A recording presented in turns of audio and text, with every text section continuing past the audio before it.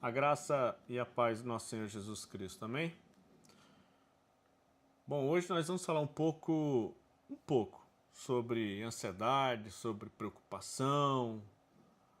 Não sei se você é uma pessoa muito preocupada e tudo, com as coisas do mundo, né? Com aquela loucura. Hoje em dia a gente tem uma vida sempre muito corrida, muito tumultuada, mas na verdade nós não devemos nos preocupar além do necessário com as coisas do mundo. Muitas vezes nós nos preocupamos e isso nos domina. E é aí onde está o problema. É quando essa preocupação nos domina. Nós vamos ler um texto que está em Lucas, no capítulo 10, do verso 38 ao 42. O texto começa assim: Estando eles de caminho, entrou numa aldeia, Jesus, né? E uma certa mulher, por nome de Marta, o recebeu em sua casa. E tinha esta uma irmã chamada Maria, a qual, assentando-se também aos pés de Jesus, ouvia sua palavra. Marta, porém, andava distraída, agitada, em muito serviço, e aproximando-se disse ao Senhor: Não te importas que a minha irmã me deixe servir só? Diz-lhe, pois, que me ajude. E respondeu Jesus, disse-lhe: Marta, Marta, estás ansiosa e afadigada com muitas coisas, mas uma só é necessária. Maria escolheu a melhor parte, a qual não lhe será tirada. Aí eu te pergunto, quantas vezes nós fazemos o papel de Marta? Quantas vezes nós corremos atrás de todas as coisas? Não que não seja lícito trabalhar e focar no trabalho. Aliás, isso paga as nossas contas. Mas o problema é que isso não nos traz salvação. E aí onde está o problema? Quando Jesus diz que só uma coisa é necessária e que Maria escolheu a melhor parte, essa parte ele está falando exatamente sobre ouvir a palavra da salvação, ouvir a palavra de Deus. Nós nos preocupamos com todas as coisas e por estar tão atarefados, por estarmos tão atarefados, tão preocupados, com a cabeça tão cheia, Jesus fala conosco e a gente simplesmente não ouve. Olha, em João, no capítulo 8, verso 43, o próprio Cristo fala claramente porque que muitas vezes ele diz as coisas e as pessoas não entendem. O texto diz, no verso 43 do capítulo 8 de João: Qual a razão por que não compreendeis a minha linguagem? É porque sois incapazes de ouvir a minha palavra. Nós não paramos para dar atenção, para focar naquilo que Jesus diz. Nós não paramos para ouvir verdadeiramente aquilo que Deus quer dizer. E aí tem muito crente perguntando: ai Deus, fala comigo. Ora, nós temos a Bíblia onde Deus fala conosco através de Moisés, através dos profetas, através dos evangelistas, através das cartas de Paulo, através dos profetas do Velho Testamento.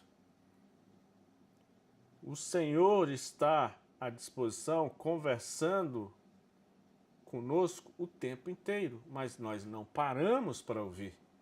Nós estamos focados em todas as coisas, em tantas direções, que aquilo que é importante, nós não focamos. Jesus, certa vez, em uma das suas parábolas, que está em Mateus, no capítulo 13, no verso 22, fala sobre a semente. Lógico que ele está falando sobre a palavra. Mateus 13, 22 está escrito: O que foi semeado, semente ou palavra, entre os espinhos é o que ouve a palavra, porém os cuidados do mundo, a fascinação das riquezas, sufocam a palavra e esta fica infrutífera. ou seja, ela não dá fruto. É igualzinho a nós, quando nós estamos super ocupados com as coisas do mundo e deixamos Jesus de lado, ou esquecemos da palavra dele, ou achamos que nós não devemos colocar em prática. E é aí onde começam os problemas daqueles que acham que seguem a Cristo. Ouvem a palavra, mas não praticam a palavra. Essa palavra ela não frutifica, ela não gera frutos, ela não muda o coração, ela não leva aquela pessoa ao arrependimento. Ela não leva aquele ouvinte à salvação porque não há mudança de coração, não há mudança de vida. E é aí onde as coisas não acontecem. As coisas não acontecem não é porque a palavra é ineficaz, é porque nós somos incompetentes na hora de colocar a palavra em prática. Nós somos incompetentes na hora de ouvir e prestar atenção e tomarmos para nós a palavra, que nos chama ao arrependimento, nos chama à mudança de vida, mas nós estamos preocupados com todas as outras coisas.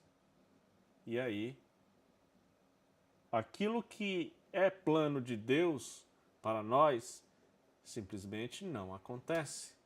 Não por ineficácia da palavra, mas por incompetência nossa. Em Lucas 12, 22, Jesus começa um diálogo no qual ele vai nos alertar sobre as preocupações desse mundo. O que comer, o que vestir, o que vai ser de amanhã, o que vai acontecer. E já no verso 22 de Lucas 12, ele está escrito: a seguir dirigiu-se Jesus a seus discípulos dizendo: por isso eu vos advirto, não andeis ansiosos pela vossa vida. Aí ele continua: quanto ao que haveis de comer, nem pelo vosso corpo, quanto ao que haveis de vestir. Aí ele continua aquele diálogo, né? E no final, aí é o que todo mundo lembra, muitas pessoas se esquecem dos versos anteriores, e aí é um problema, porque só lembram do final. Buscar em primeiro lugar o reino dos céus, e estas coisas serão acrescentadas. Estas coisas, ele está falando justamente do comer, do vestir, do beber, do dia futuro. Tudo isso, Deus já sabe que nós precisamos. Ele já conhece o nosso coração. Ele já tem tudo determinado. Agora, nós nos preocupamos tanto com essas coisas e nós nos esquecemos do principal, que é colocar a palavra de Deus em prática na nossa vida. Em Filipenses 4:6, este assunto é retomado.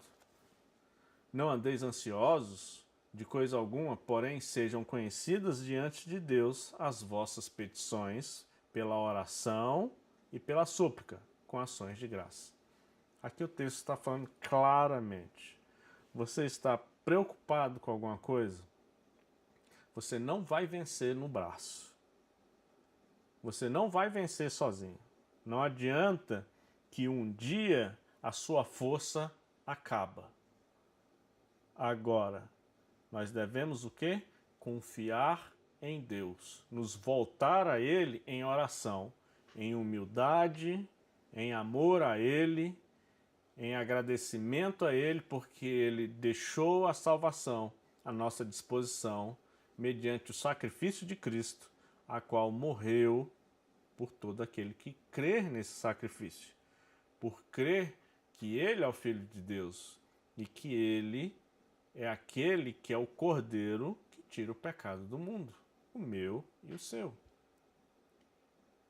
Nós devemos aprender o seguinte: não adianta correr para ganhar o mundo e perder a nossa alma.